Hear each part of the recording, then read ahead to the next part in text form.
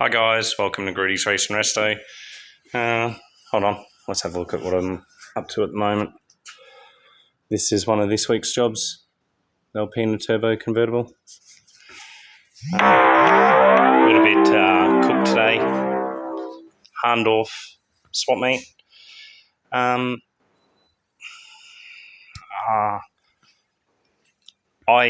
been going to swap meets for a long time, 15 years thereabouts, and I found today, I was a little bit disappointed today. I didn't expect to do the best, but I take a lot of cheap stuff, so the only way I did any good today, I sat around in the sun for like 6 hours. Sold a lot of $2 and $5 stuff. So the reason I utilise swap meets as some sort of, I use them as an economy, a judge of the economy of what's going on. A lot of people that I've sold stuff to in the past just weren't spending money. They just didn't have money to spend. It was, it's actually very, very eye-opening today. A lot of people will just buy little stuff. Today, people weren't even buying little stuff. So what I found was the demographic of people at swap meets are actually changing as well. So as all the younger generation seems to be watching all the older generation hoard and hold on to stuff, because the older generations they didn't have life as well off as what we do or what we have had in the last 20 years.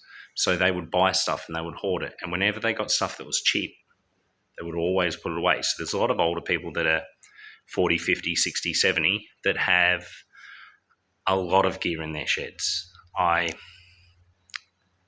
Saturday, I actually went to a shed and looked at a motorbike, and he was another gentleman, 77 years old, retired, had so much junk. But it's not bad stuff, it's good stuff. Now, me being a reformed hoarder that I am, I find going to the swap meets is good therapy for me. So I get to get rid of some stuff. So today we sold, probably did $150 today. It's pretty piss poor for a swap meet. Usually you do quite well. You'll make $500. So you make half your week's wages kind of thing just by going to a swap meet and spending half a day there. Today probably wasn't worth the time, but got to chat with some old guys that I don't see very often. They handed a few cards out, chatted with a few people, met a lovely couple around the corner from the workshop that have an XY Ute that they've had it for 28 or 30 years.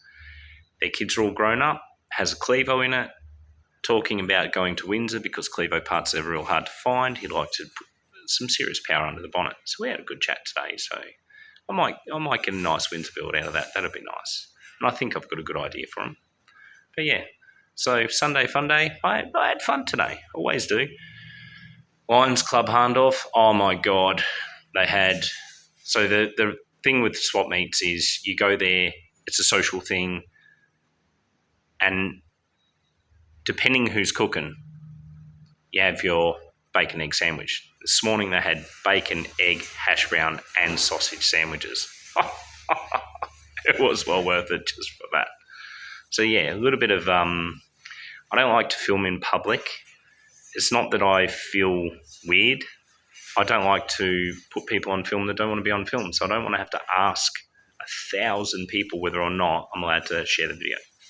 Hence why I don't really film at swap meets and stuff like that. And there's plenty of other people out there that are filming this kind of stuff. But yeah, so what we've got this week, we have E34 coming in, 540. We've got a 345 diff fit. Hold on, let's go have a look. I've already built the diff. We're waiting on front brake rotor for the trike so we can get front wheel on and we can get it rolling. My kitty cat's asking me when I'm going to feed her. We have a 345 that we've built, and I just happen to have a S345 tag on the shelf. Thanks, Robin. That's off that blown up one that someone ripped you off over. Tag's gone into good use. So this is fully sealed, sides, front, has just a nice 2 clutch. I've checked all the clutches out and stuff. 2 10mm centre. It's got 345s. She's tight. Tiny little bit of backlash. I'm real happy with this one. Real happy. I think this diff will come up real good. So yeah, We haven't got a lot done on Joe's, so I've just literally I've started stripping some more. See, this phone. Look, this Yuli phone. It's quite dark in there. It's actually lighter on the phone than what it is with me looking in there. So I'm pretty happy with this phone. Right, so what we've got at the moment is, yeah, I know, that's ADD shit. Oh, I better tell you something about this. So we've started bolting in fuel tank mounts, and then fuel filter will sit in here under that, and then fuel pump will sit here, and then it'll come up and it'll go through the bulkhead in the back over there, boom, boom, and then through the car, down the top of the tunnel. So yeah.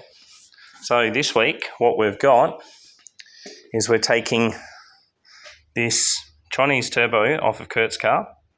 We'll pull the exhaust manifold off, pull the downpipe off. It's only got a 2.5 inch downpipe. It could probably do with a 3. Now what we're going to do is we've got a Pulsar, nice Pulsar ball bearing turbo. We're going to put that on, and we're going to change it to V-band on the rear and V-band on the actual manifold itself. So if we have the time to get this done, we will lose this and we will HPC coat the turbo housing and the dump pipe. So the exhaust manifold's already been done. So if we've got the time, that's what we'll do.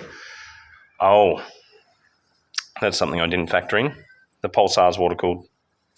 So we'll have to plumb in some water lines and do some other stuff as well. And we'll have to plumb in the boost controller and all the little bits. So I dare say we'll be changing a few things. But yeah, that's what we're doing this week. So yeah, slowly but surely it's all happening. More E30 parts shipped off. They'll go tomorrow. We pulled some stuff out today actually. So I took a bunch of stuff that I've had stashed away. If any local Adelaide people want a SR3, I have one that's got decent bolsters. It's just a little bit ripped through, but the guy I got it from taped them up. It's $400 seat. It's got all its fixings. It's got all its spring base underneath. It's actually quite a nice seat. It just needs repairs, or it needs repairs and clean, or it needs to be recovered. So yeah. Well, a little bit more about the life of a ADD mechanic. It's Sunday, past 9 o'clock, never ends. The swap meet stuff, I wanted to talk a little bit about the swap meet stuff because the swap meet stuff is pretty cool. It's something that's been a part of my life for a long time. I've watched a lot of the old guys die. I've been to a few of their funerals. It's cool. You build up a relationship with these people. You see them, you have a chat, you ask them how their projects are going. You buy parts off them. It's